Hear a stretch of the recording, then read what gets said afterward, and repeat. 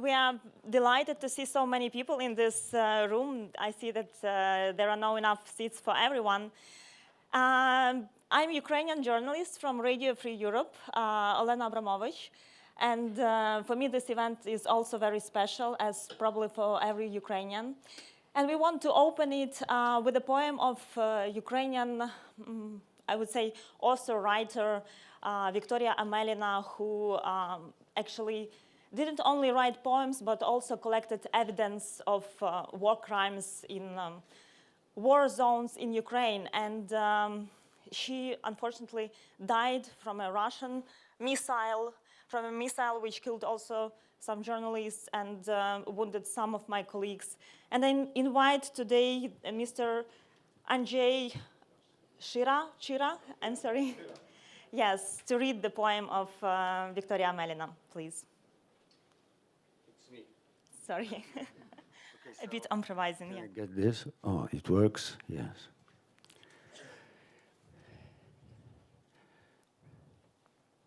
Wow. Poem about a crow. In a barren springtime field stands a woman dressed in black, crying her sister names like a bird in the empty sky.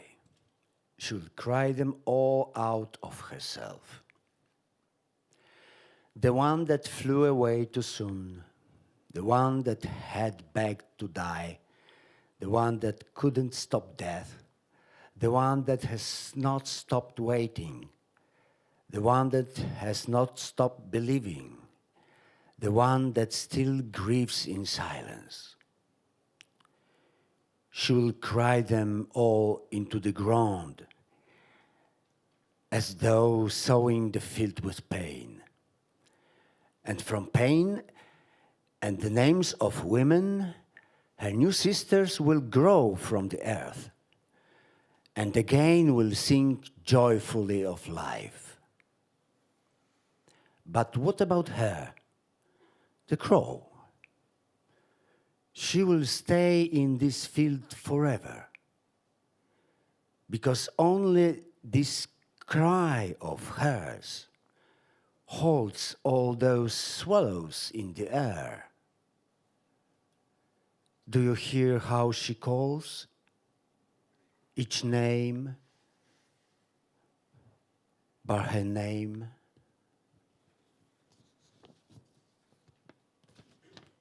Not poetry. I don't write poetry. I'm a prose writer. It's just that reality of war devours punctuation, unity of plot devours unity, as if language was struck by a missile. Shards of language look like poetry, but this isn't her. And this isn't her either. She's in Kharkiv as a volunteer. First two, thank you.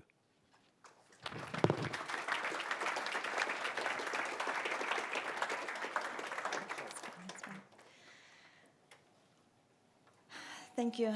And we have also an honor to hear the message from Alexandra Matviichuk, who is a Nobel Prize winner in 2022, and she's the head of Center of Civil Liberties in Ukraine. And she was standing up for the rights of every Ukrainian since 2014 already, when we had Maidan Revolution. So I welcome you to listen to her address.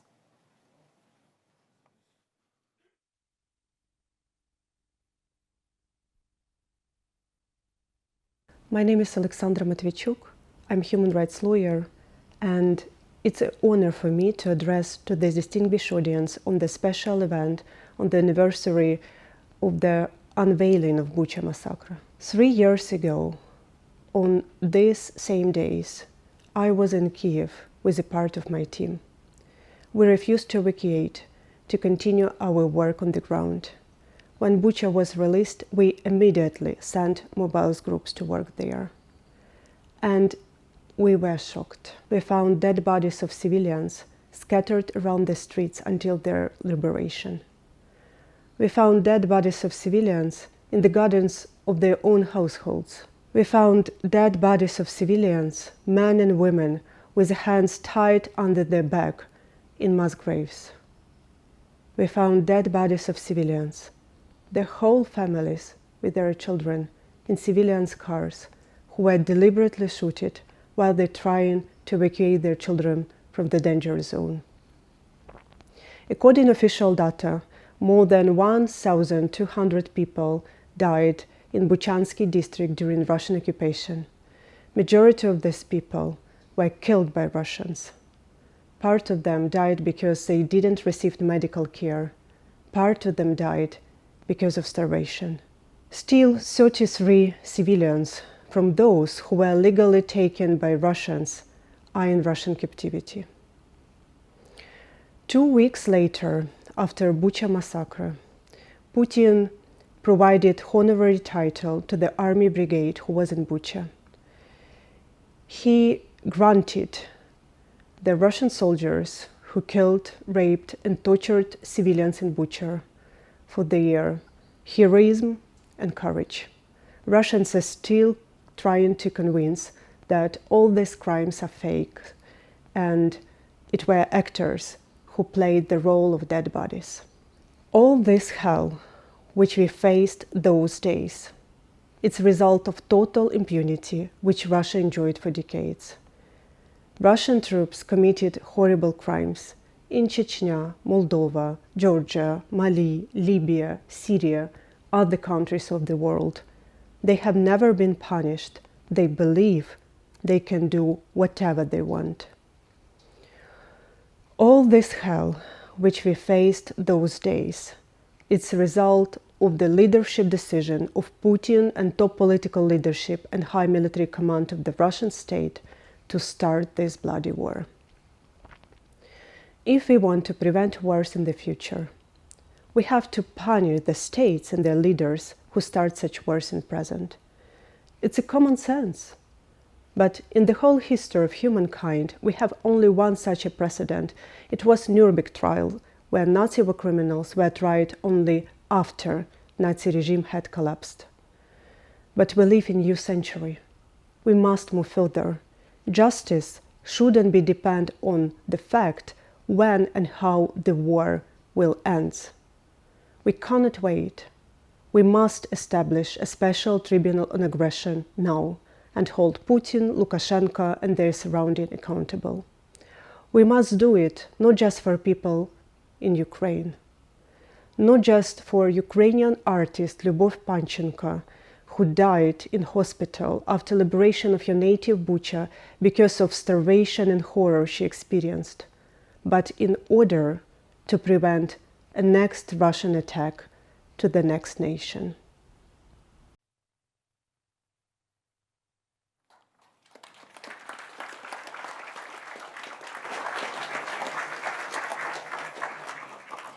And I welcome for opening remarks the Minister of Justice of Poland, Adam Bodnar.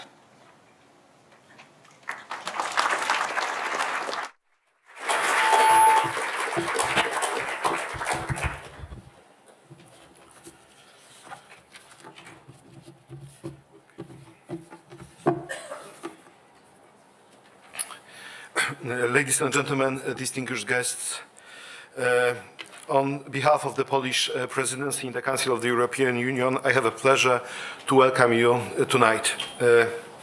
We just had the opportunity to listen to poems by Wiktoria Amelina presented by a remarkable Polish actor Andrzej Chyra.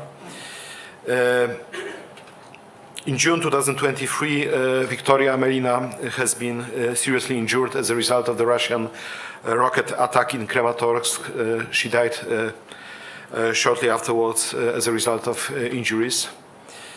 But I remember that we may listen to her poems, we may read her poems, but also we should remember that she has been mentioned by Ursula von der Leyen in her State of the Union address.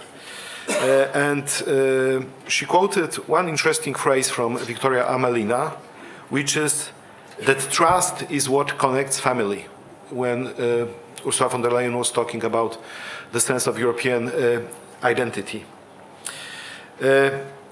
We have also listened to Aleksandra Matwijczuk, Nobel Prize winner, for her activity and the activity of her Center for Civil Rights in documenting war crimes. And we meet today because the time is special. The time is special because last week the core group ended the next meeting concerning the establishment of the Special Tribunal for the Crime of Aggression, and I'm really happy that we will be able to talk about it. But also because we would like to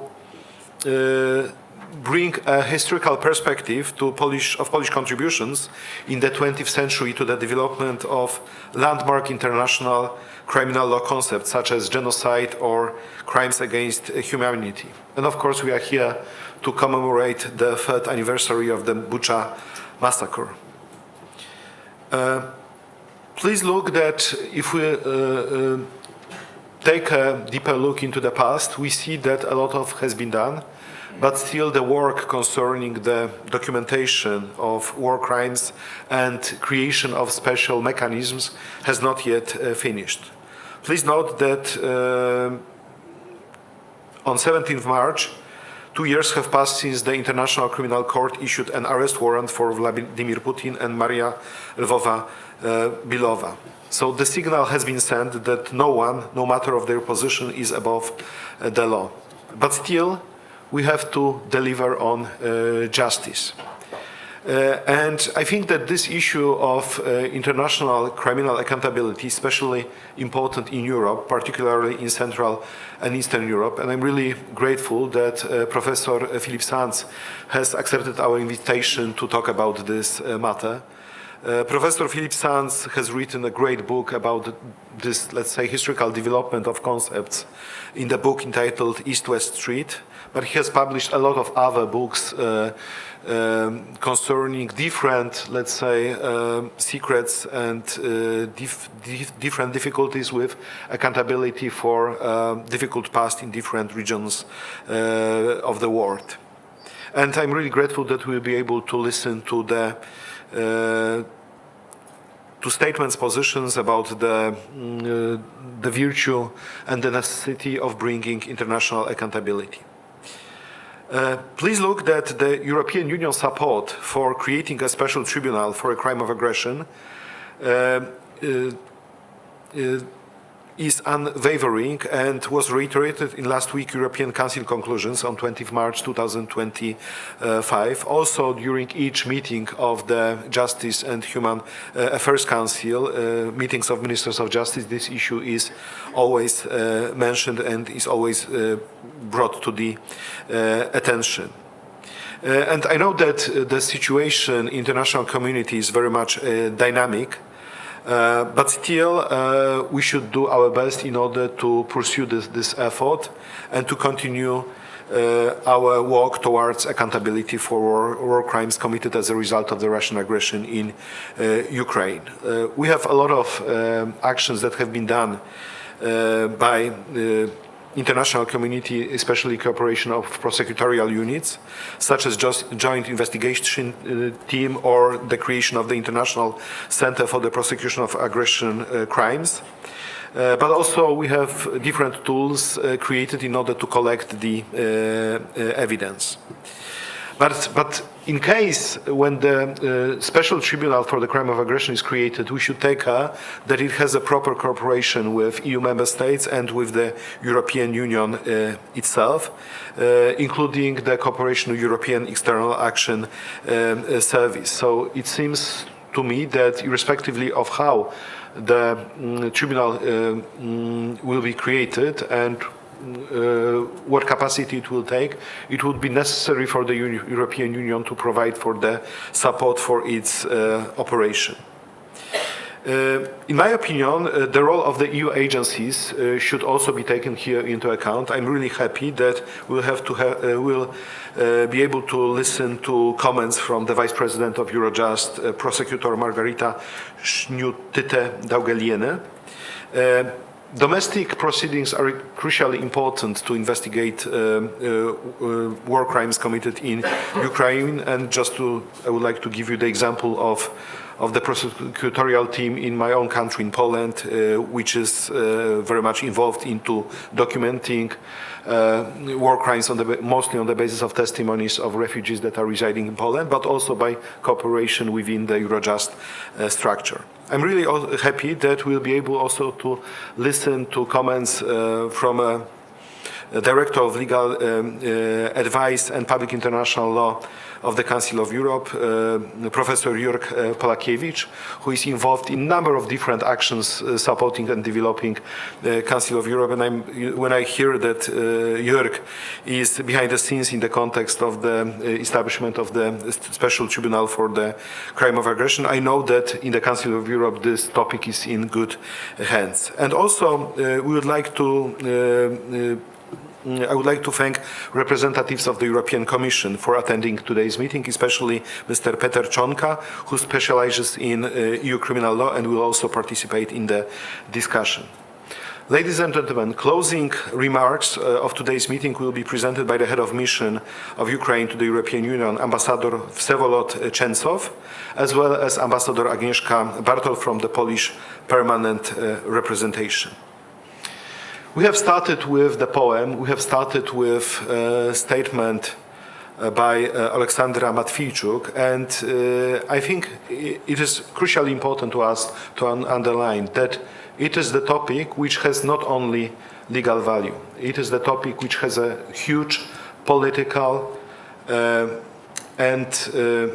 political value, symbolic value. It is the topic which should connect the world of intellectuals, the world of lawyers, the world of political scientists, and the world of civil society. We should continue this effort in order to finalize the process of accountability, not only by creating the Special Tribunal for the Crime of Aggression, but also by creating by continuation of the work of the Register of Damages, as well as the creation of the Claims Commission. And here this cooperation between the EU and the Council of Europe is of crucial importance, and it is, I claim so, the role of the Polish presidency to bring closer those two international bodies.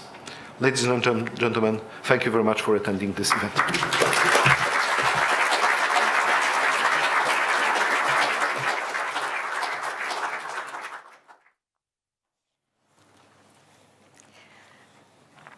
I invite for the lecture Professor Philippe Sanz from University College London.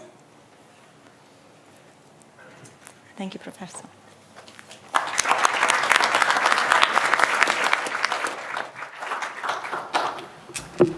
Thank you very much, and thank you to the Polish presidency, to the minister who've put together this meeting. It's very moving for me to be here. I am standing before you as a proud European. I have two nationalities. I'm British, but I'm also Français. And so I'm very happy to be here as an EU citizen. I'm also here in solidarity for Ukraine, and listening to the poem was particularly touching for me because Victoria Amelina was a friend of mine, and we were together for the last time in Lviv in October 2022, and the conversation that we had is actually reproduced in full in the book that was published just a few weeks ago in many languages, including many of your own, I'm sure. Her book is called Looking at Women, Looking at War, and I'm going to say a little bit more about it in due course. She was killed, murdered, a few weeks later, and we'd had a few intervening emails between our meeting and that incident, but it was very touching for me, sir, to hear you read that poem. So Why am I here? I'm a professor of international law, I'm a barrister, I do cases at the International Court of Justice, at the International Criminal Court, I write books. In April 2010, out of the blue, I received an invitation from a place I had never heard of. It was called Lviv, and it was the University of Lviv. Would I come and give a lecture on the cases I had done at the International Court of Justice and at the International Criminal Court on crimes against humanity and genocide. I did a bit of Googling about Lviv, and I very quickly saw that Lviv was also Lvov and Lemberg and Leopolis. And when I read Lemberg, it rang a bell, because my grandfather was born in Lemberg in 1904. And I thought, I'll go. Not, to be frank, because I had a burning desire to give a lecture on crimes against humanity and genocide, but very simply, I wanted to find the house where my grandfather was born. He had never talked about Lemberg, and of course I would learn why he never talked about Lemberg. He was the only survivor in a family of 80 that came from that city, and it was simply too painful for him. So I spent the spring of 2010 and the summer of 2010 doing a bit of research on Lviv, on the university, and you could blow me over with a feather when I discovered that the man who put the concept of crimes against humanity into international law on the 29th of July 1945 at a meeting with Robert Jackson, the prosecutor at Nuremberg, his name was Hirsch Lauterpacht, a distinguished Polish and Jewish professor of law, who by then was at Cambridge University. He came from Lviv. He was from Lemberg, from Lvov. I thought, how amazing. I'm coming to this city to give a lecture on the origins of crimes against humanity, and it started right here in this city. While he was there as a student, it was a Polish city. Before that, it had been an Austro-Hungarian city. Today, it is a Ukrainian city. So I thought, that's pretty amazing. And then I discovered, which was also a surprise, that the man who invented the word genocide, Raphael Lemkin, had also studied at the same university. In a few years after Lauterpacht, between 1921 and 1926. And I thought, how absolutely extraordinary. I arrived in Lviv, and most of the people had never heard of Lauterpacht and Lemkin, and I gave the lecture, and when I went back a year later, there were photographs of the two men in the university, which is also not without its complexities. We understand, the politics of identity in all parts of the world. I was encouraged to write a book about it. It started off being about my grandfather, Lauterpacht and Lemkin. My grandfather was called Leon. Incidentally, in the course of writing the book, I also came across this document. That's why it's very special for me to be here today, Minister. This is my grandfather's Polish passport. He was in Lviv, in 1923, when it was issued to him, and he kept it. And my mother gave it to me on that first journey. So I too have a deep connection with Poland, as well as with the United Kingdom and with France. This was the book that I ended up writing. There were 3 characters in it: Leon, my grandfather, Lauterpacht, and Lemkin. But there was a 4th character, Hans Frank, who had been Adolf Hitler's personal lawyer from 1928 to 1933, and then Governor General of occupied Poland. So a special person in a different way in Poland's history. He was defendant number 7 at the Nuremberg trial. He was indicted for mass murder, for genocide, for crimes against humanity. I've come to know his son very well. He has become a very good friend, Nicholas Frank, former journalist, and so I've understood a lot about the Frank family. And you couldn't almost invent what transpired in the famous trial at Nuremberg, because Lauterpacht was part of the prosecution team of the British, and he was prosecuting Frank for crimes against humanity. And Lemkin was part of the prosecution team of the Americans and prosecuting Frank for genocide. And whilst they were prosecuting him, they did not know that the man they were prosecuting, Hans Frank, was responsible for the deaths of their entire families. It's the kind of story that the historian Anthony Beevor said, if you fictionalized it, no one would believe that it's true. It's simply not possible. Fact is indeed stranger than fiction. Anyway, because of Lauterpacht and Lemkin, because of these Polish jurists, we have today crimes against humanity, which is focused on the protection of individuals, and genocide, which is focused on the protection of groups. Two distinct approaches. They had a different approach. Remarkably, the two men never met. It's almost beyond comprehension. The crimes of genocide and crimes against humanity were then inscribed in international law, and for about 50 years, nothing much happened until the former Yugoslavia and the conflict in Rwanda. That generated a political response, too little, too late, many would say, two international tribunals, one for Yugoslavia, one for Rwanda, and then gave rise to the circumstances, the conditions in which finally, after 50 years of negotiations, a statute of the International Criminal Court could be adopted and was adopted at Rome in 1998. And this was the circumstance in which I taught and began to do cases at the International Court of Justice on these concepts. My book, East-West Street, came out in 2016. It was well received, including in Lviv. It is today in 35 different languages, which I have to confess surprises me. And as a consequence of the book coming out, the mayor of Lviv, Andrei Sadovyi, to whom I have a feeling of great respect and admiration, decided to mark the homes of Lauterpacht and Lemkin. And he arranged for plaques to be put up on those walls. Victoria Amelina is from Lviv. She was a novelist to begin with. And in the latest book, the posthumously published book that I just mentioned, she describes the circumstances after February 2022 in which she decided it was not the time to be a novelist, it was the time to look for violations of fundamental human rights at Bucha, at Mariupol, and at so many other places.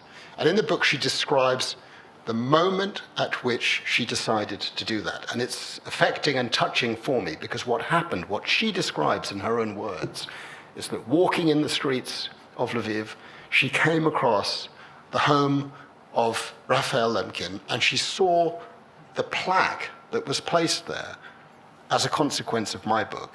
And that was what caused her to go off to the east of Ukraine and suffer the fate that she suffered. So it's quite affecting when you understand the chain of events that are, of course, unintended, that lead to those types of situations.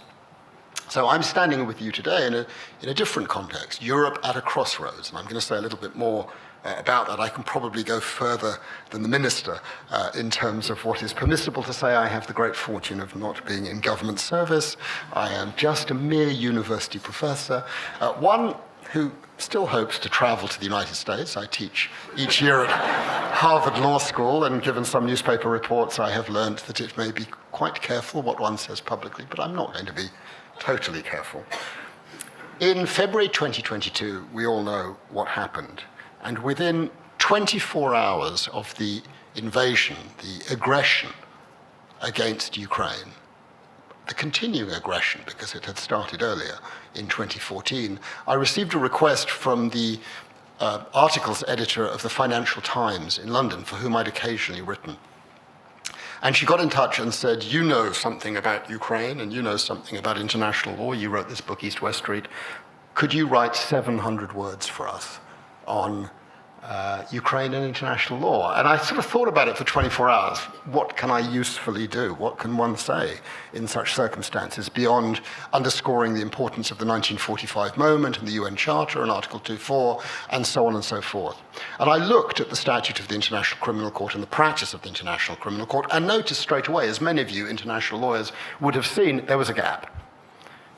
The International Criminal Court had jurisdiction over 3 crimes: war crimes, crimes against humanity, and genocide.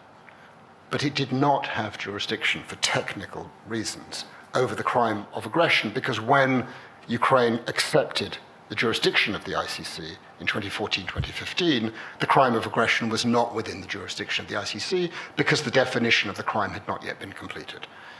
So that was a gap, and I thought, okay, I'll write about that gap. I'll suggest that a special tribunal for the crime of aggression might be created. I'm looking at Jörg with great admiration because he then bore the consequences of the 700 words that I wrote in February 2022.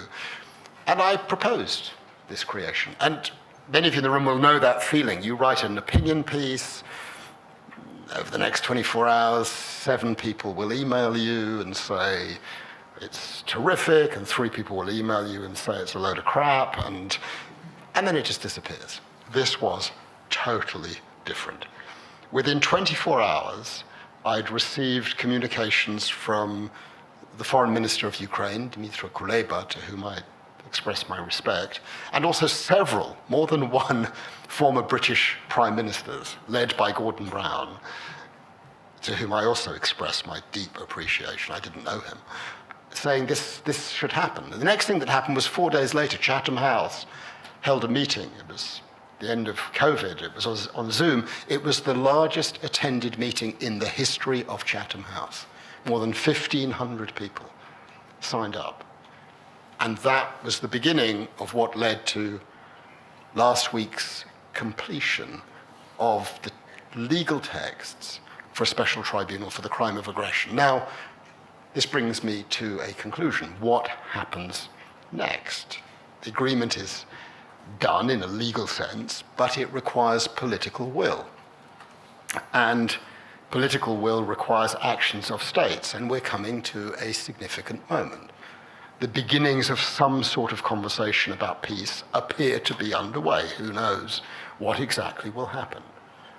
We know, I know, that it is a principle for the Russian side that any agreement on Ukraine must exclude any discussion or any action in relation to accountability for crimes that have been committed, whether it's in the courts of Ukraine, or the courts of Poland, or the courts of Germany, or at the International Criminal Court, or at some possible future international tribunal for the crime of aggression. And that is going to impose, very frankly, a heavy burden on many of you in this room. What do you do? The answer to that question might have been slightly clearer before November the 5th of last year, when the Biden administration was strongly supportive of the direction that was being taken. That has changed completely. For at least the next 4 years, but it may not be forever, the position of the United States is different. They have, in effect, got into bed with Russia. That is what has happened. Let's call a spade a spade. That is what has happened. There's no getting around it. And that will have consequences, because it will mean that there will likely be an intense pressure from that side of the Atlantic to get rid of all this nonsense about international justice, international accountability, and so on and so forth. And so my simple call today is that for those of us in this room who have direct or indirect experience of what Europe lived through 80 years ago, do not fall into that trap. We all understand that it is not a simple binary, peace or justice. You need to find a way to meld the two together. We know from our own bitter experience in the United Kingdom in relation to the troubles in Northern Ireland that the say-nothing scenario, to take the title of Patrick Radden Keefe's extraordinary book, made into an extraordinary television series, doesn't make the issues go away. They simply go under the carpet and they reappear later on. I have a dear friend in the room from Namibia. Events in the early part of the 20th century continue to play a significant role 100 years later in the life of that country and its communities.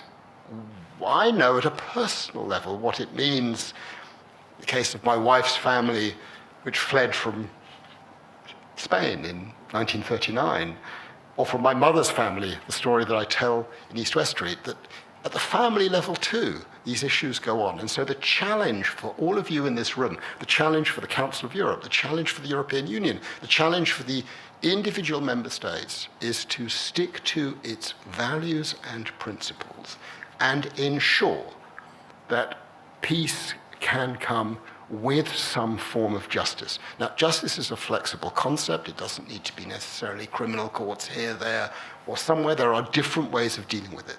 But what you cannot do is simply imagine that it is possible to put all of that on one side, to forget about Bucha, to forget about Mariupol, to forget about the crimes that have been committed, to forget about an illegal act of war, an act of aggression, and just say, we're putting all that on one side, we're going to forget about that, we're going to move forward.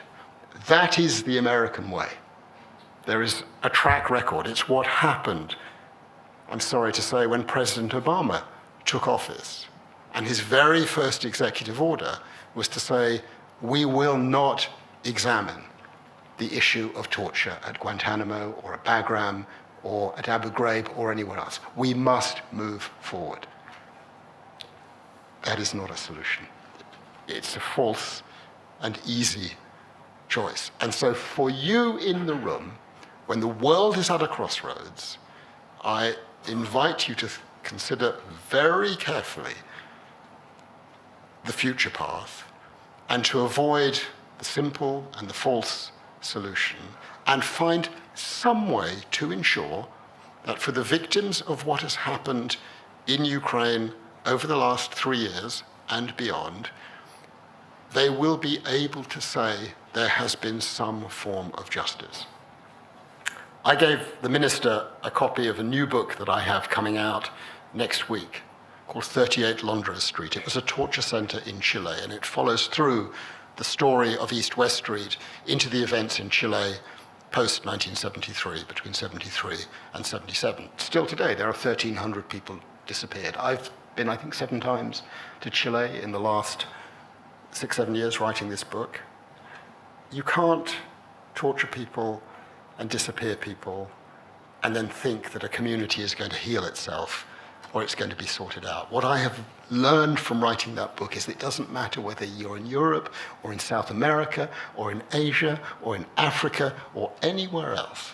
The fundamental principle is the same. You have to find a way to engage with what has happened. Thank you very much.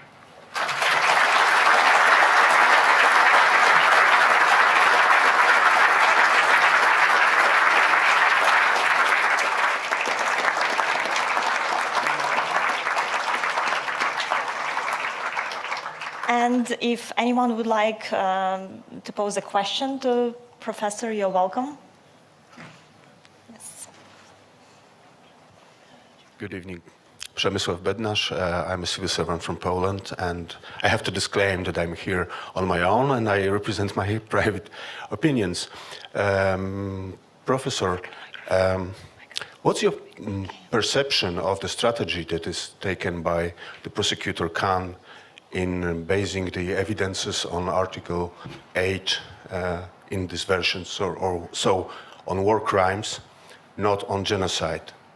Is it really working, or is it time to expand it to genocide? Thank you. Well, that's called bowling a googly in the cricket world. It's one of those questions which, whatever way you come out. I should say that, very interestingly, if you pick up Victoria's book, in the conversation between us in Lviv in October 2022, the heart of it is a discussion about genocide and the meaning of genocide. And she was trying to persuade me that what is happening in Ukraine is a genocide.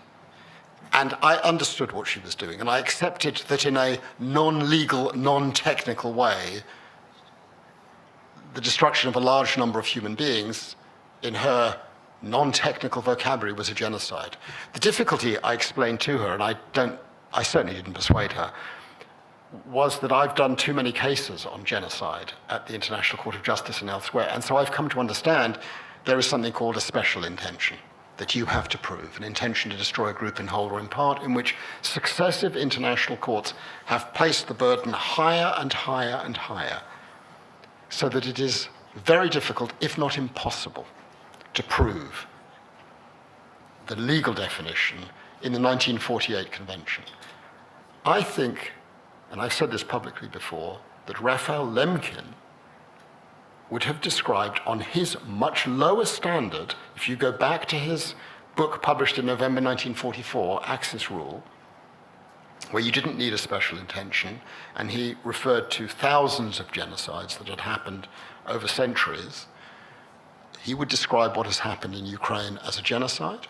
He would describe what happened in Israel on the 7th of October as a genocide. He would describe what has happened in Gaza subsequently as a genocide. But that's his original definition. It's not the definition that states adopted in December 1948, or which the ICTY, the ICTR, the ICC, the International Court of Justice have been interpreting and applying ever since. And that is the complex answer to your question. The gulf between what ordinary people think of as genocide and what international judges say is genocide. And part of my project, very frankly, is to get us closer back to Lemkin's original conception, because the act of interpretation of genocide at such high level effectively risks making the 1948 Convention a dead letter. And that would not be a satisfactory thing. But it's a really complex and very live and very sensitive issue right now for lots of reasons that everyone understands. We can take a couple of more questions. If there are any? I don't see. Oh, yes, I do. Hello, Valentina Vasileva. I was working for Voice of America, but now I guess I'm a freelance journalist. But I just would like to ask you a little bit more concretely. You said that Europe should continue efforts to make Russia and I guess Belarus also accountable. But how exactly, without the US, you see it practically? How exactly Europe can do it? I know it's difficult to tell, but can you give us a little bit more about that? How do you see it could be done? For me, it's pretty straightforward. Europe is big and strong in economic terms. There are political differences. We are all aware of that. But it's not as though it's not capable and has to be led by the United States. I mean, I think of this moment, actually, I mean, my wife says I'm a sort of perennial optimist, and I'm sure the chance of working for Voice of America will come back. It's not over. And I hope that happens for you and for all of us. But it's not about having to follow what the Americans can and cannot do. The decisions taken by Mr. Trump's administration offers an extraordinary opportunity for Europe. It's time for Europe to get its act together. It's time for Europe to arm itself properly, because I think the risk that is posed from the East is a very serious, real, and grave risk. I look at the state of the British Army today and think, really? That's really? No. You've got to pump money into it. I think the Polish government is one of the very few that has gone up to 5%. And that is one of the realities. But the money is there. Europe is wealthy. Europe is incredibly wealthy compared to many other parts of the world and compared to the United States. And so it's essentially about political will. So what can Europe do? Europe can continue to support the direction taken by the International Criminal Court. On other reasons, I have certain doubts about the direction taken by the International Criminal Court. Was it wise to publicly indict a serving president of Russia? I have some questions about this, but it is what it is. But Europe has an opportunity now politically, and I listened to the minister's words very carefully, to go to the next stage on a special tribunal for the crime of aggression. The legal texts are done. It's now about a political decision. They can take that decision or they can not take that decision. I think the mere taking of that decision now, even if it means a suspension of that decision later on, if Ukraine supports that, which is a big question, would send a very big signal that Europe is back, it is a player, it has values and principles, and it's going to act to protect those values of principles. So what concerns me is now an expression of an act of weakness in which Europe, such as it is as a community, says, oh, the Americans have gone, Big Brother's gone, we can't possibly do it on our own, best to do nothing, that's the safest option. Frankly, that is going to require some pretty steely decision-making, not just from Poland and other countries, but from the British, from the French, from the Germans, from the Italians. And I really hope they have the cojones to do it. Because the consequences of not doing it is essentially to signal to the friends to the East, to the challenge to the East, we are weak. That's what it's going to signal. And the moment you signal weakness, they know they can go to the next stage. And from our friends in the Baltics and our friends in Poland and Moldova, we know what they're fearing. I've lived through one of the cases I did early in the 2000s. I was counsel for Georgia against Russia. And the court made a terrible mistake in 2010 in ruling that it didn't have jurisdiction over that case. And that sent a signal to Russia that the international judges were weak, that they were willing to blink. And I think this is the moment not to blink. We are in, history does not repeat itself, but we are in a moment that is akin to the 1930s in Europe, the 1970s in South America. I've been steeped in this.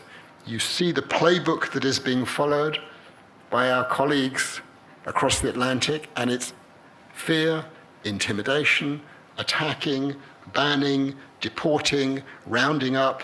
I've seen where that leads to. We know where that leads to. And so Europe has to call a spade, and Europe has to act.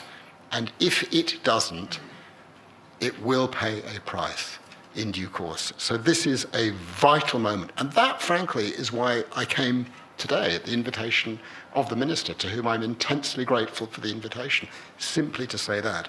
This is the moment. Blink or get on with it.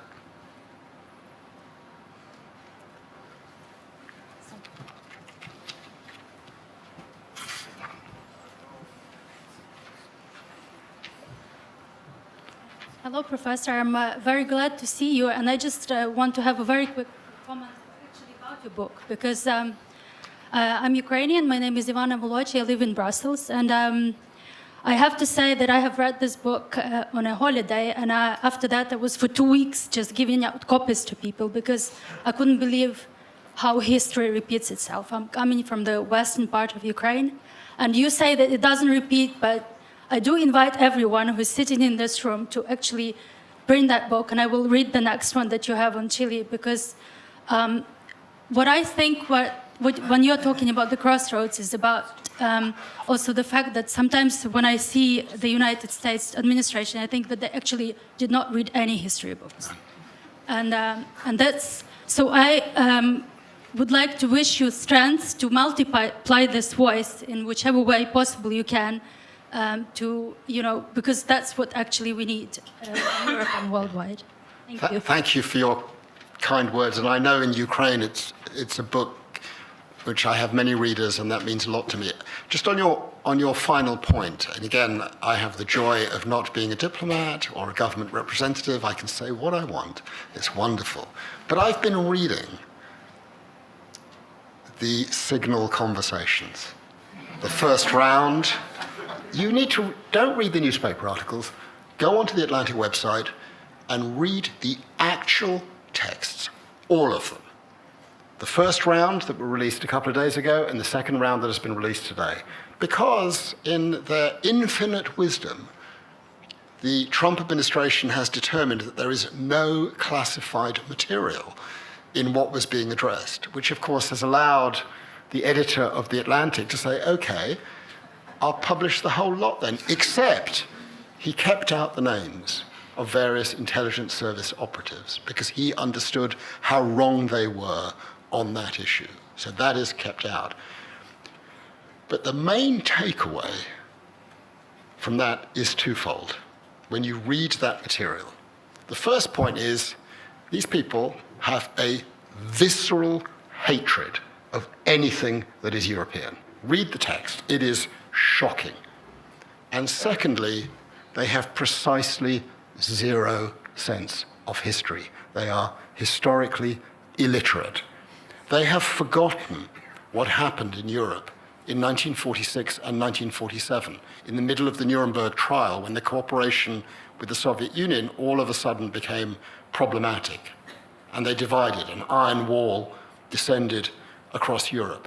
And you begin to see why it was they invested so heavily in Europe, first in Italy. There are no doubt Italians in the room. And people will remember that it was intended to stop the advance in Italy of supposedly or allegedly Soviet-sponsored political operatives to stop the communists from getting in. It was self-interest. There was no sort of, genuine decency, we're going to be nice to these Europeans. It was about promoting their own values. And your point is absolutely right.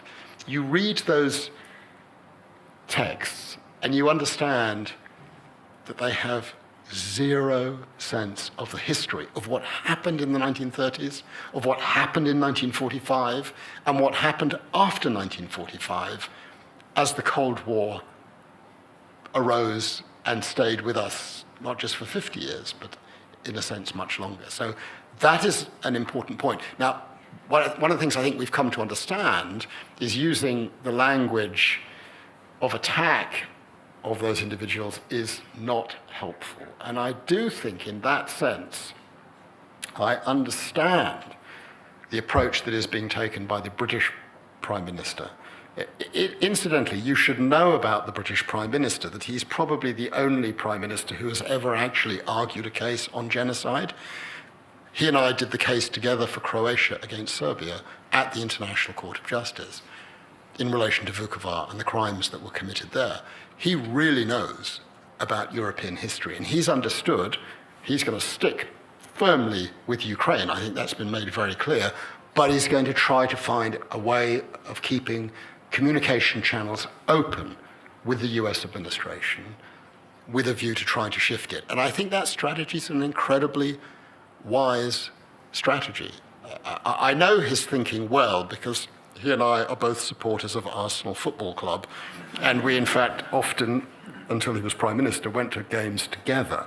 So I know how people like him are thinking about these things, and I think it is important because there are many, many people in the United States, and there will be some also in the administration, amazingly, who will be very uncomfortable about what is happening. And so those channels of communication must be kept open, and we need to find positive and sensible ways to help them understand that history is more complicated. The kind of history that you know about living in Western Ukraine is the kind of history that people understand. Let me just finish on an optimistic note, okay? Just to tell you that it's not all doom and gloom. I was in the United States last week visiting my daughter, who's doing a PhD in sociology in California. And we had dinner one evening with a wonderful couple, the Hochschilds, Adam and Arlie Hochschild. Some of you may have read Adam Hochschild's book, King Leopold's Ghost, extraordinary book. His wife, Arlie, is a sociologist. And she has just published a new book, which is set in a single small town in the state of Kentucky. And she chose that town because it is the town that has shifted from most Democrat to most Republican under Trump, in which in the last election, 80% of the community voted for Mr. Trump. And what she's interested in is why that change happened. And that's what she describes in the book. But she's continued to stay in touch with them post the election, right up until now, because once you build a relationship with this community. And here's the interesting thing. Over dinner with her, my wife and I were questioning her, what's it like? Have they changed? Are they upset with Mr. Trump? Two things come out. One, they are really worried about Medicaid. Two, they're really worried about the cutting back of the Veterans Administration's budget. And three, they don't like what's happening with Russia and Ukraine. Isn't that interesting? That in Kentucky, a community that voted 80% for Trump is expressing concern about letting go the support for Ukraine. And I hope in some way that allows you to feel that in places you might not expect, there is an inner sense of what's right and what's wrong, and people sense that something has gone wrong. And so I think it's not over. You keep fighting the good fight, you stick to your principles and your values, and you come back to the history. If these folk in Kentucky understand history, then there has to be some hope that these folk in Washington might one day understand history. Thank you.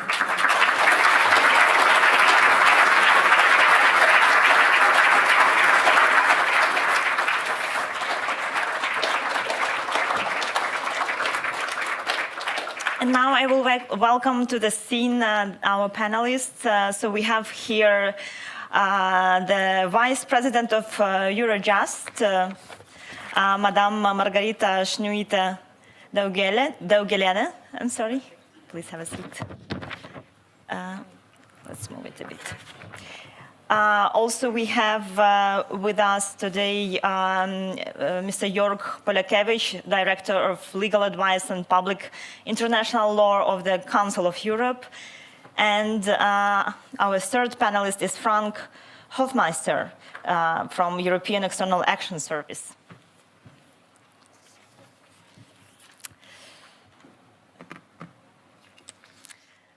I must say, as a journalist, I'm quite excited to have such a company to comment on what is going on with the International Tribunal. I'm not sure, should I sit down probably there to make it more, yeah.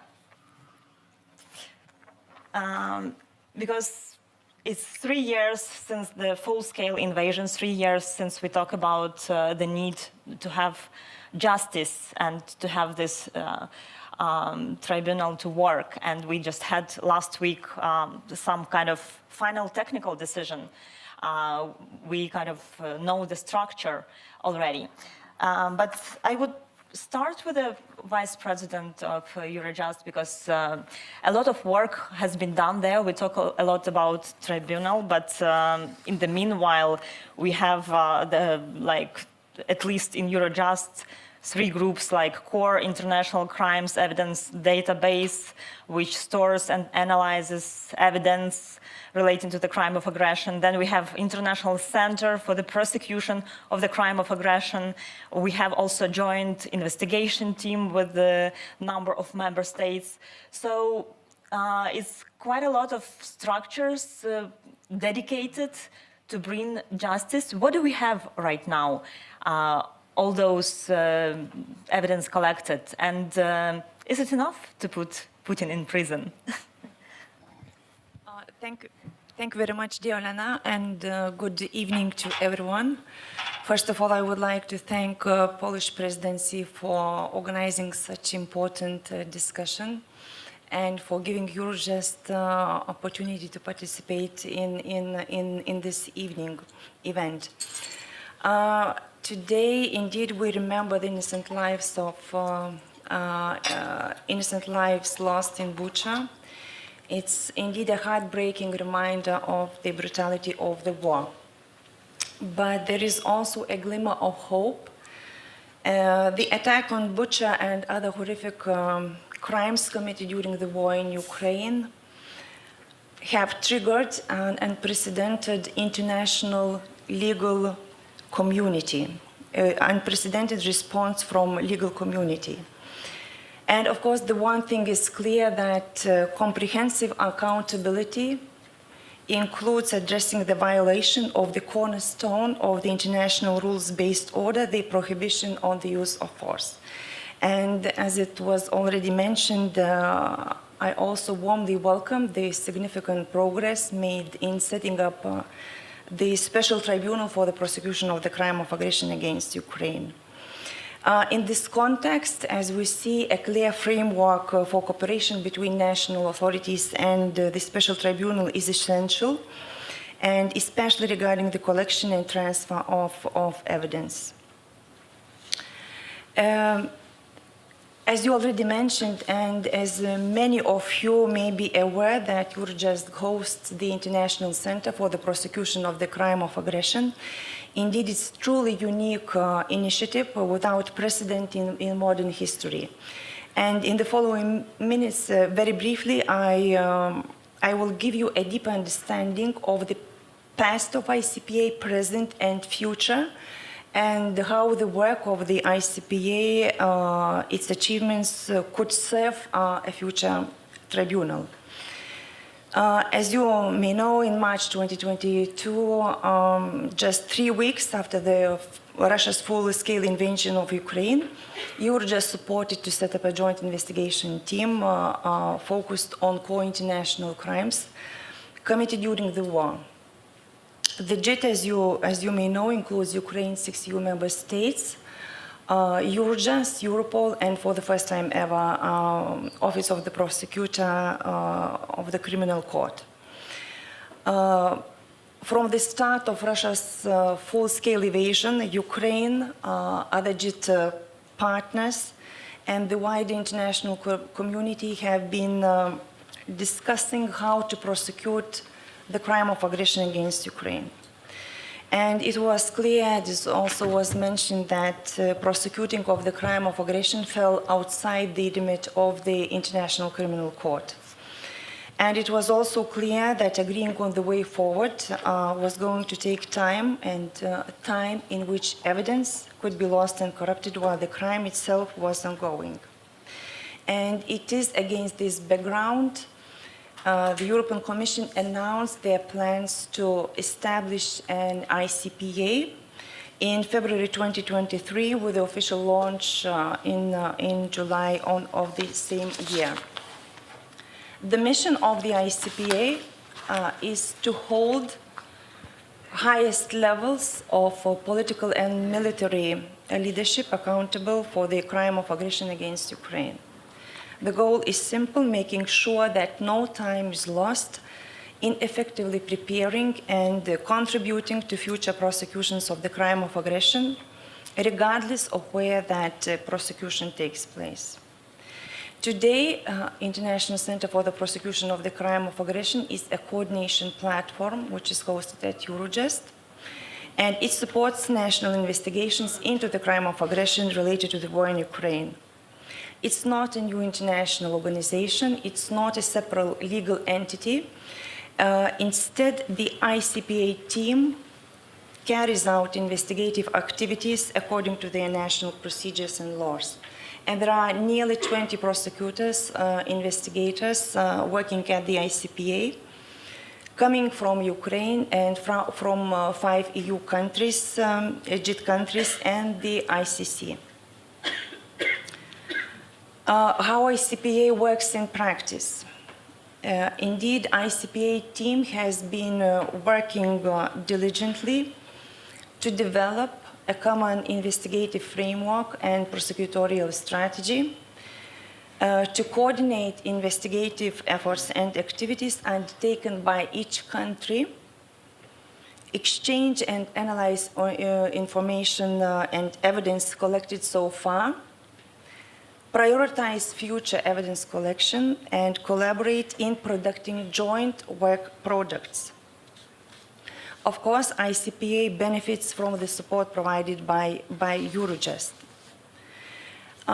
These experts also ensure synergies between the work of the ICPA and, as you mentioned, between the Core International Crimes Evidence Database, which was established in Eurojust in February 2023. The CSED is a secure database in which we centrally preserve, store, and analyze evidence collected by national authorities. Today, 17 countries have already contributed to the CSAT with more than 3,800 pieces of evidence. Very briefly, how the ICPA, about the ICPA work's future and how the ICPA work could be integrated into the future special tribunal. And of course, this includes the establishing, first of all, a legal framework that provides for the possibility to transfer evidence, internal work products, and operational knowledge from ICPA to special tribunal, allowing for internal work products, which may include an initial case-building package prepared by the ICPA participants to be effectively utilized in the special tribunal. And of course, addressing these aspects within the tribunal statute to provide the clarity and legal certainty. As for the evidence that is stored in International Crimes Evidence Database, the cooperation with future special tribunal was already foreseen with a CSAD amendment to the Eurojust regulation in June 2022. And in practice, for Eurojust to transfer evidence to a special tribunal, two key conditions must be met. First, authorization.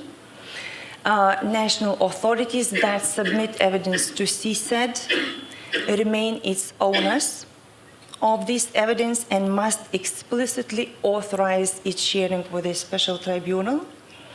And of course, legal basis for direct transfer. The special tribunal must be international, must have international legal personality.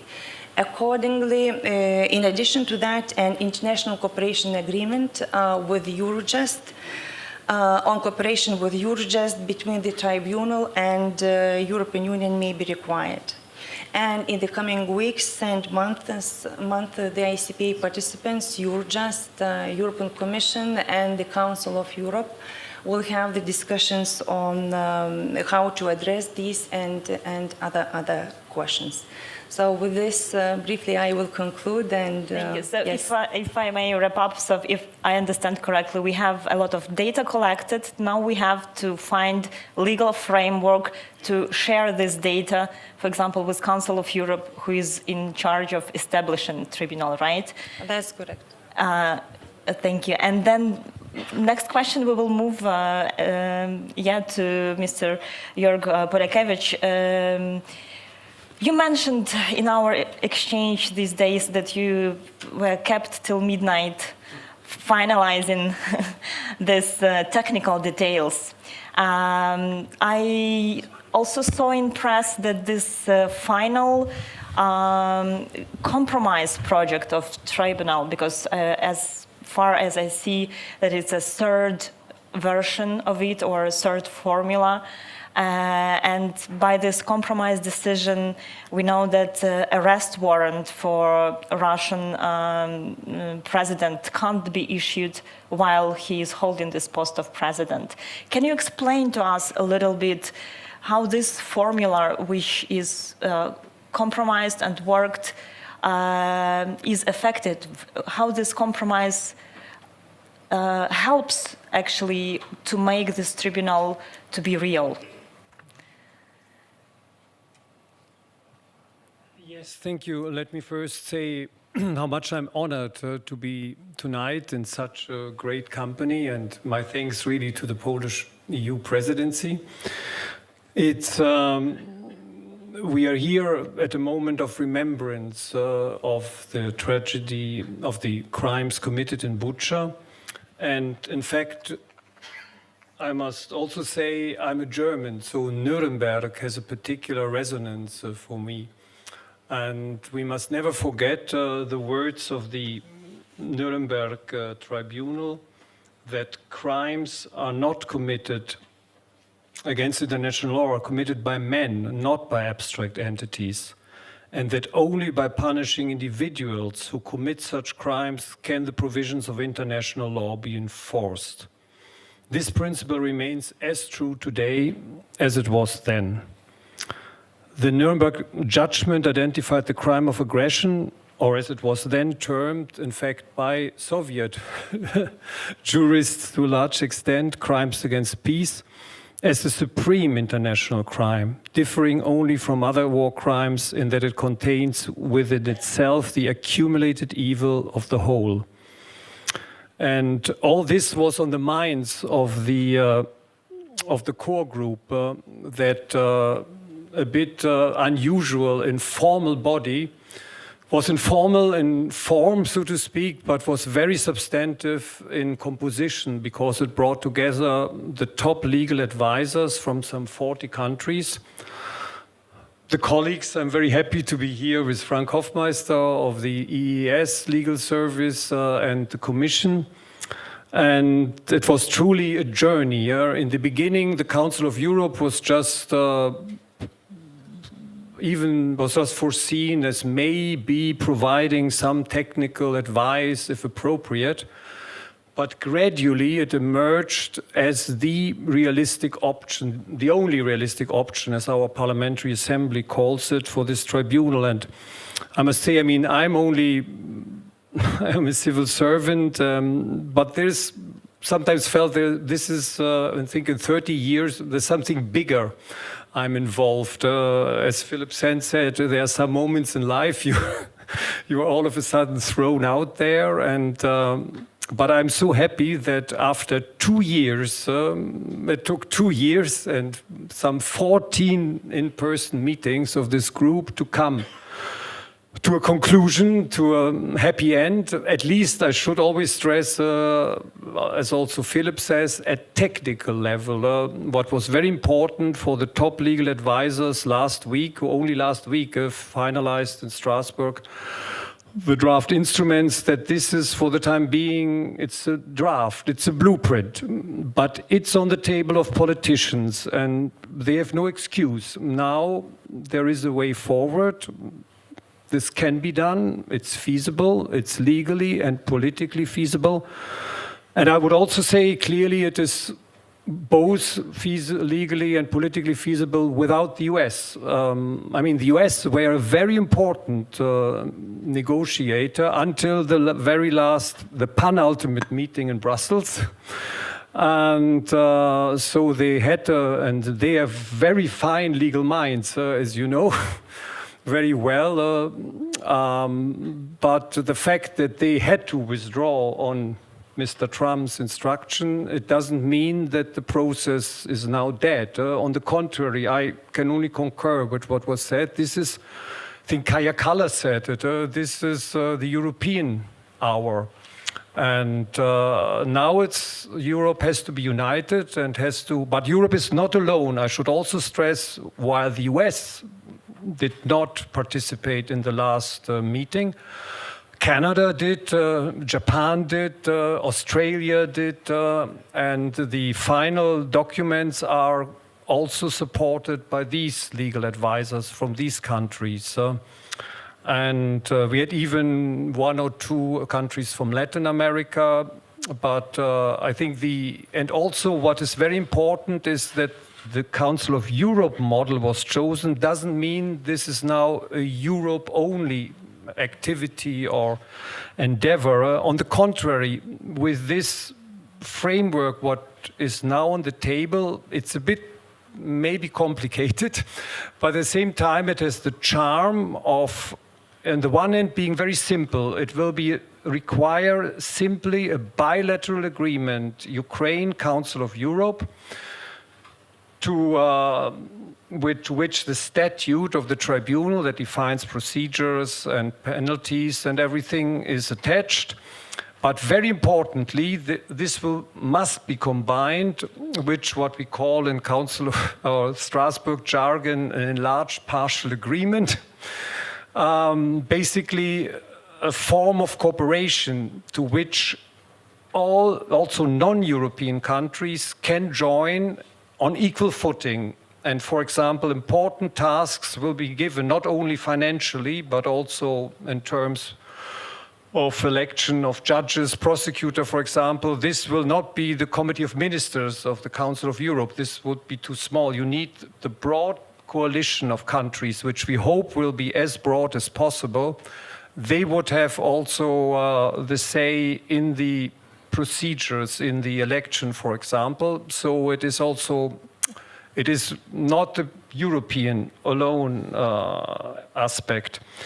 What you just asked is, of course, there were compromises had to be struck. There were basically 4 issues were so-called sensitive: definition, jurisdiction, immunities, and trials in absentia. And it took the meeting in Brussels, Frank will probably say something about it, which brokered a deal, a kind of, like so often in international negotiations, a package deal. But I think it is a fair balance was struck in the end. It was clear, the Council, also me as legal advisor, it is obvious the Council of Europe is not the UN Security. We have not powers under the UN Charter as the UN Security Council has.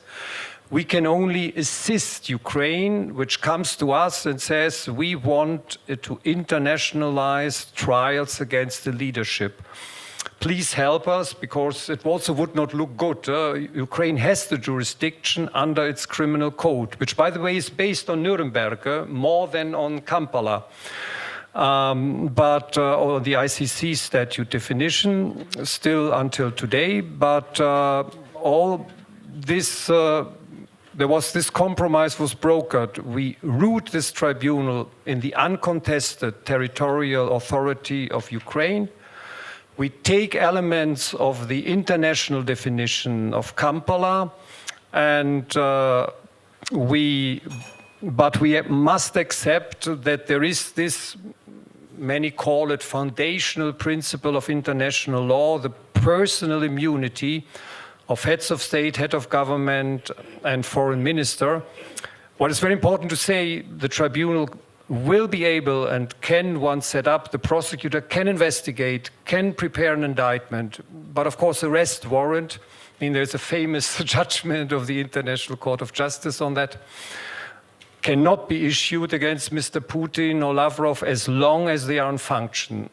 And this, I think, the compromise is fair, and there is also important issue. Ukraine has trials in absentia, and this tribunal will also have, in very ECHR, European Convention on Human Rights, compliant manner, will have the possibility for trials in absentia.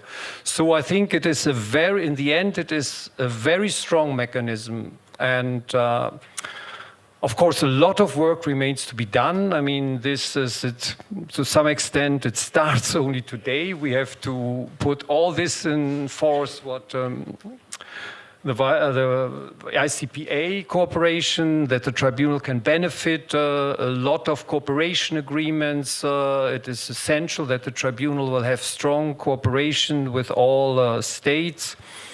And all this needs to be put in music.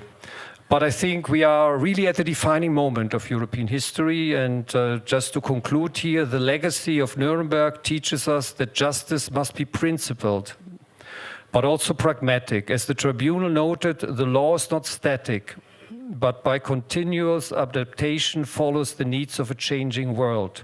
Today we are again in need of such adaptation to ensure that international order is not undermined by impunity. Justice ultimately is not an abstraction. It is a message to victims that their suffering matters.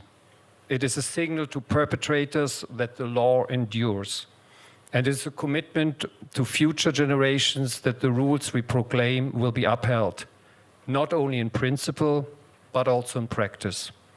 From Nuremberg to The Hague and beyond, the road to justice is long, but it's one we must walk with determination, together.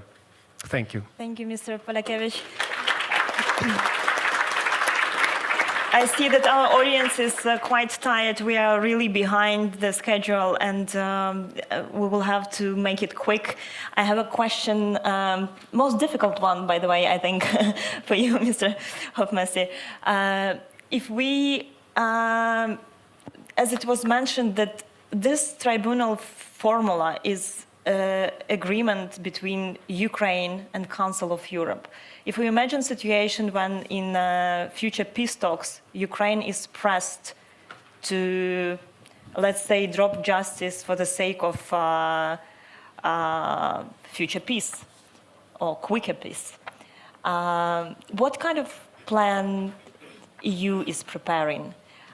Are you already talking to those countries that Professor Sands mentioned, Germany, Italy, France? Like, are you working on the strategy to save justice even if Ukraine is pressed?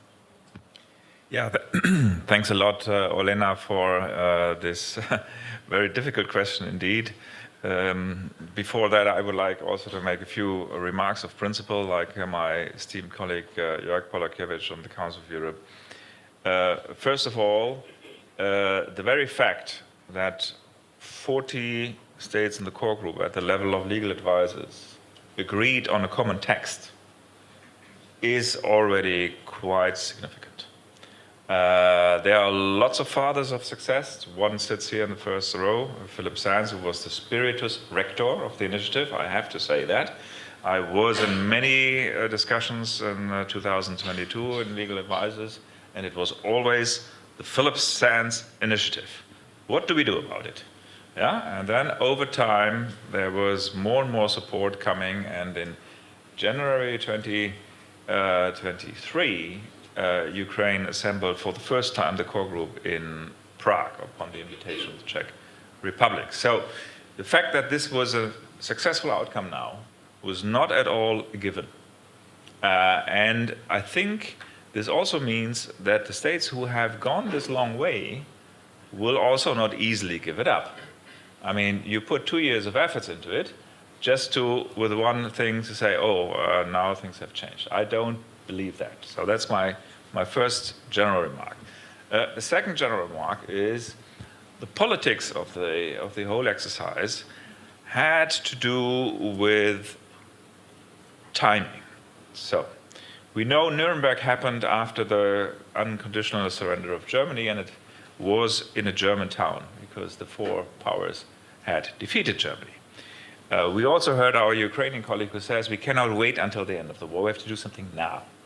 And this was the strategy which the European Union employed.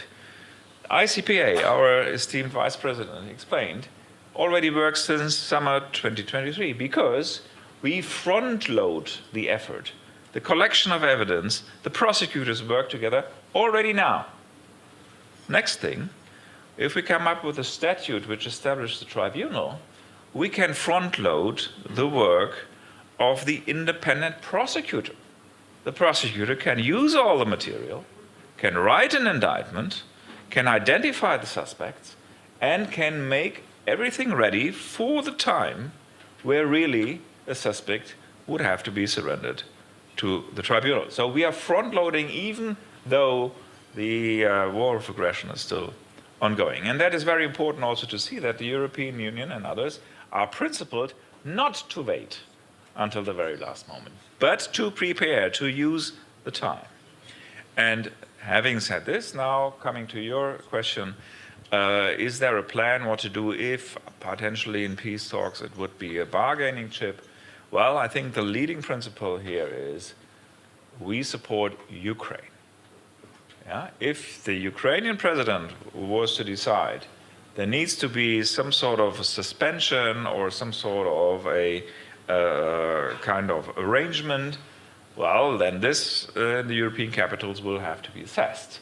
But it's not like the other way around, that the Europeans come up with a plan and then we tell everybody this is how it's going to work.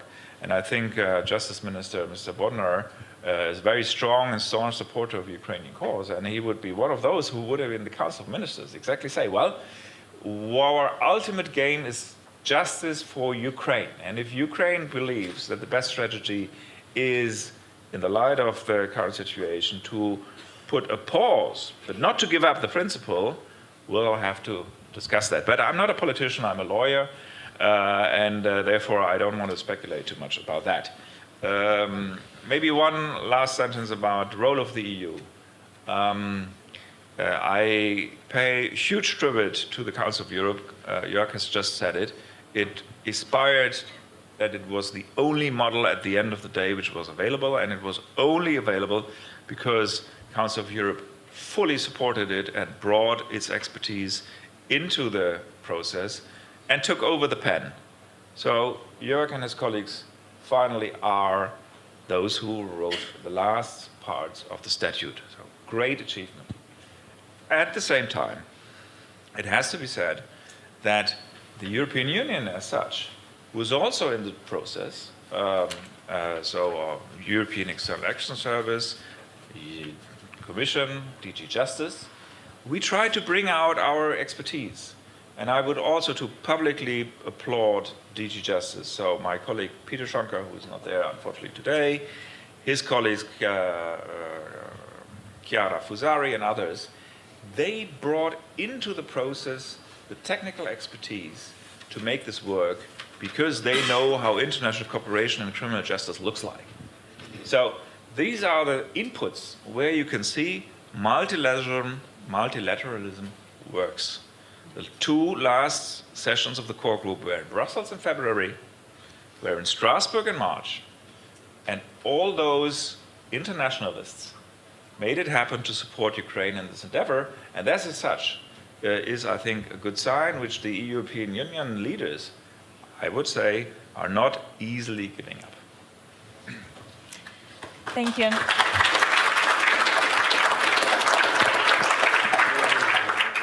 Okay, I'm very sorry that we have to wrap up our discussion here, which for me haven't started. I still have questions like, isn't it intimidating the victim if this case is dropped because Ukraine is in a position where it can't move on, or what happens to that stored evidence if this case is dropped, etc. But let's hope it won't drop, and I think we can discuss it with a cocktail probably afterwards. And yeah, I was told that it's time to actually invite for the closing remarks our ambassador. So thank you for the your thoughts, and I hope we will continue with the cocktail.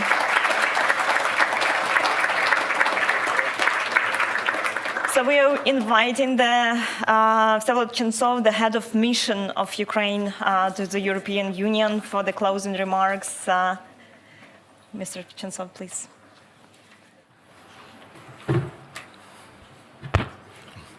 Good evening, ladies and gentlemen, excellencies.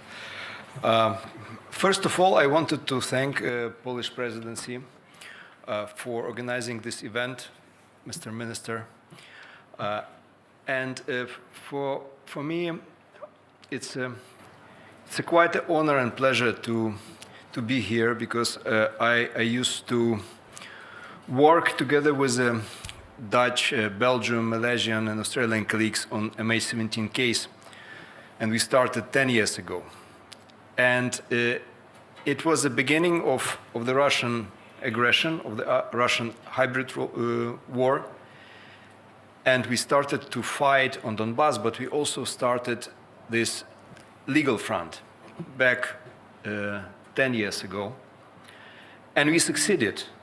So we opened the cases in the high courts, in the ICJ, ICC.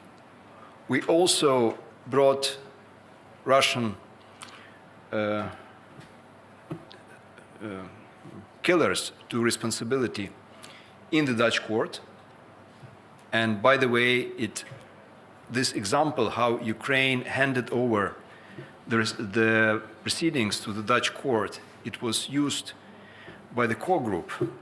So the same principle. So my point is that we started this fight then, and we succeeded. It was a very difficult fight because Russia managed to hire the best lawyers. Russia knew how to interpret and manipulate the international law. Russia knew how those conventions we tried to use, and the instruments were quite limited, how they were drafted. And they were not supposed, I mean, first of all, the International Convention against financing of terrorism, they were not supposed to bring to responsibility the governments, the states. But nevertheless, we dared. And we succeeded. And this experience was very important then the big war, big aggression started. Because again, I already mentioned this idea of transfer of jurisdiction, but also experience of joint investigation teams was again used. And it was the beginning of this meticulous work of many lawyers and practitioners and prosecutors. Now we are facing difficult challenges, and Professor Sanz was very eloquent, and one cannot describe the situation better than he did. But political will important, but political will is like a tide, so it comes and goes. But we need to build our legal constructions solid as a rock, that no wave, no wind can smash away. So, and I'm really sure that time will come, because the mills of international justice, they mill slowly but surely.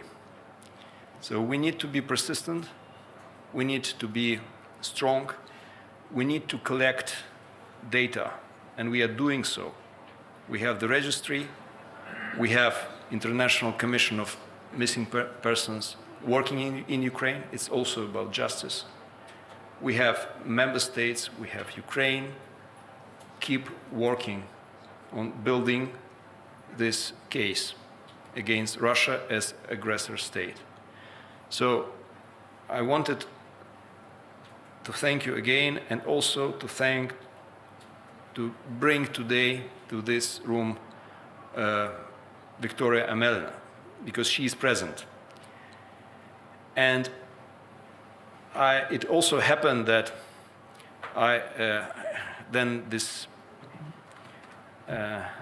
missile attack in Kramatorsk, which that she died afterwards, happened. She was accompanying the group of writers from Latin America.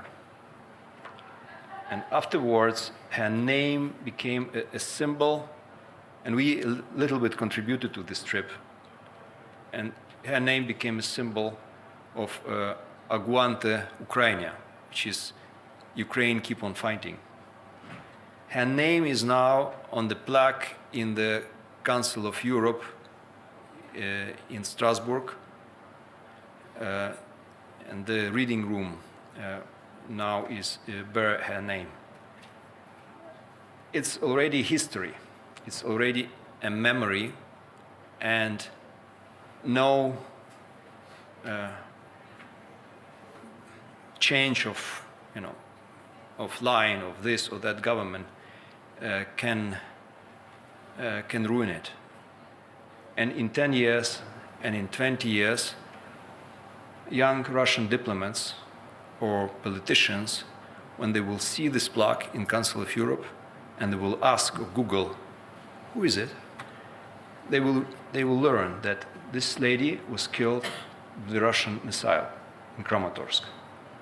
And this is what we are fighting for this memory, for this knowledge, for respect, and for justice. So thank you again.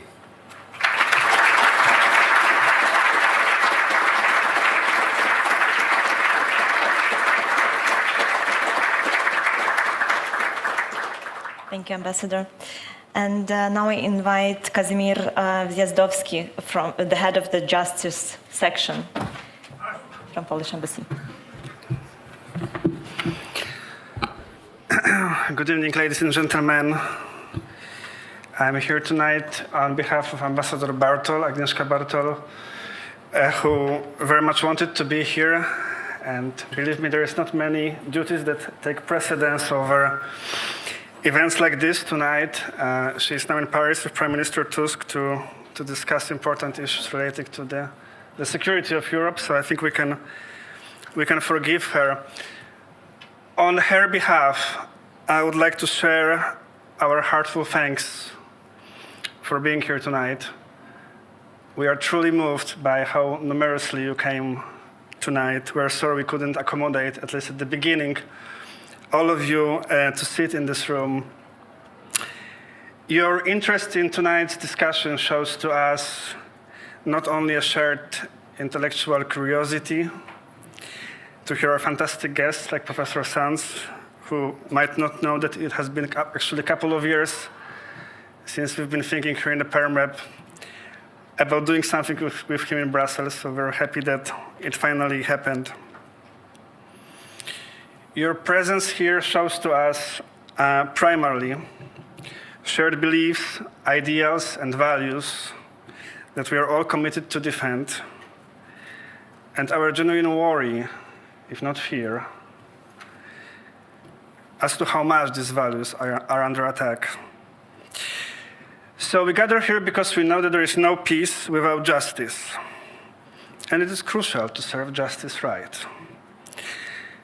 And the right way to bring justice when it comes to Russian acts of violence, killing, destruction of civilians, is to serve it in a way that makes us grow as a global community in understanding what is right and what is wrong, what is just and what is evil.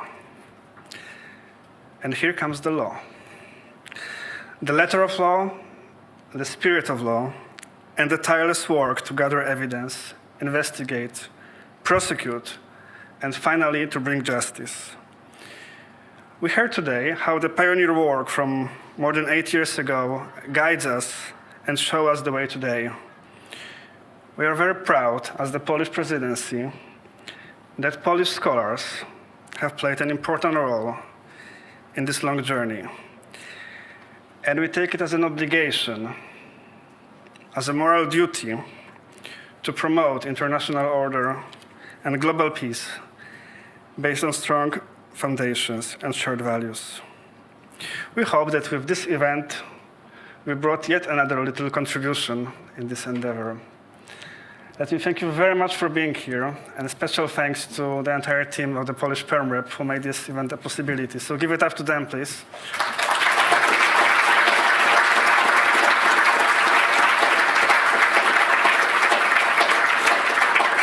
We wish you all a fantastic evening, and I believe there's one more point on the agenda. Thank you very much.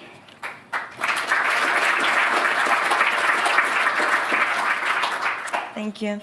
Yes, we have our closing artistic performance, another poem of Victoria Amelina by Mr. Andrzej Shira.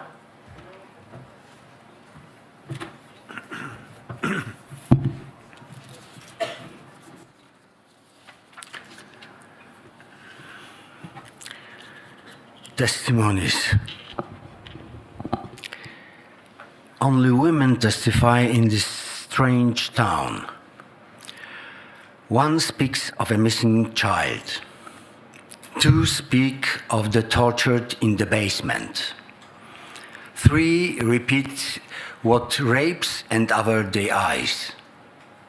Four speak of the screams from the military headquarters. Five speak of the executed in their own yards. Six speak but are incomprehensible. Seven check food supplies, counting loud out. 8 call me a liar because there is no justice. 9 talk on their way to the cemetery. I'm also on my way because I know them all. In this town, its dead are my dead. Its survivors are my sisters.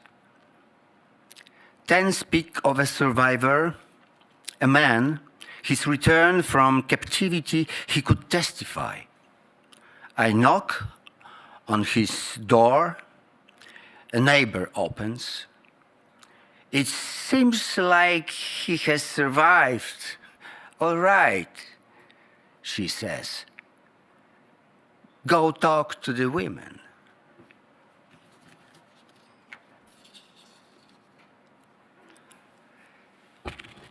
I have son and she has a son. She had 2 before the war. I always had 1. And try to explain to someone else that she still has 2 sons, that the bright-eyed one has not died, has not disappeared. She gives birth to him every day, accompanied by a scream.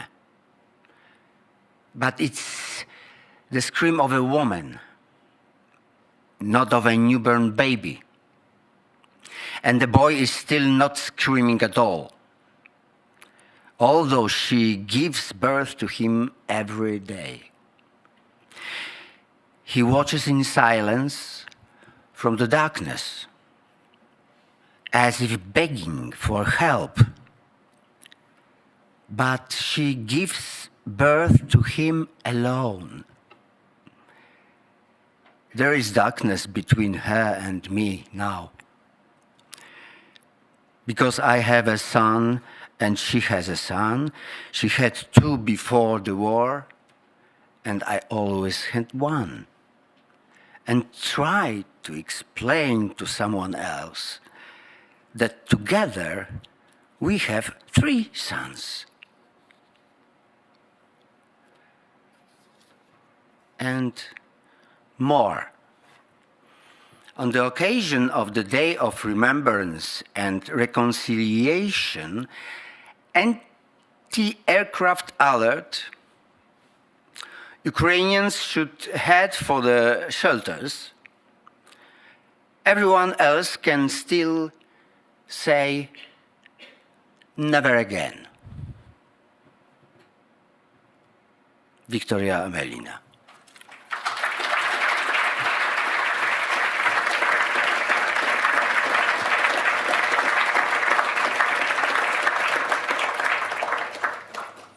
Thank you, very touching poems. I just wanted to add one sad detail, the second poem, about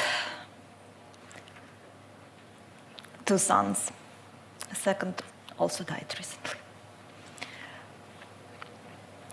And now, thank you everyone for the attention, and let's hope justice will be there.